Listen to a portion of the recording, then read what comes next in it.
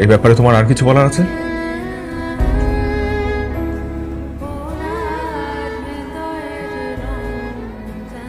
আমার জন্য আপনার অনেক সমস্যা হচ্ছে, তাই না?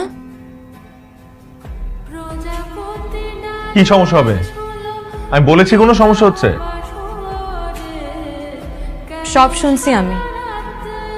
আপনার মা তো ঠিকই বলছেন, আমরা স্বামী স্ত্রী কেনই বা আলাদা থাকছি, আর কেনই বা আমি ঘরের বউর মতন স্বাভাবিক আচরণ করছি না। অবশ্য দোষ আমারই। আমি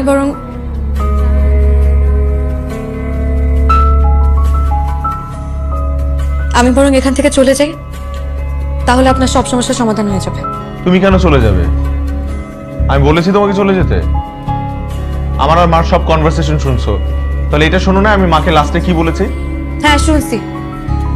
আপনি কেন বারবার আমার জন্য মিথ্যা কথা বলবেন? প্রথমে আপনি আমার মাকে মিথ্যা কথা বলছেন, তারপর আপনি আপনার মাকে মিথ্যা কথা বলছেন। আচ্ছা, যে সংসারটা টিকবেই না সেই সংসারটা টিকানোর জন্য আপনি বারবার কেন মিথ্যা কথা বলবেন? সত্যিটা বললেই পারেন যে বিয়ের দিন আমার জামাই আসে নাই, আপনি আপনার ভালোবাসার তাগিদে আমাকে বিয়ে করে ফেলছেন। এখন আপনি না পারতেছেন কিছু বলতে, না পারতেছেন কিছু সহ্য করতে। কি হলো, কথা বলছেন না কেন? আমি সব সহ্য করতে পারছি। আমি সহ্য করতে পারছি কারণ তোমার প্রতি আমার সেই ভালোবাসাটা আছে। আমার তো কোনো সমস্যা নেই।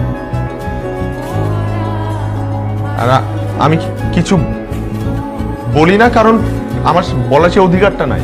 সেটাই তো, আমি তো কখনো আপনাকে কোনো কিছুর অধিকার দেই নাই, তাহলে আপনি সেই অধিকার চাওয়ার জন্য কেন বারবার চেষ্টা করছেন?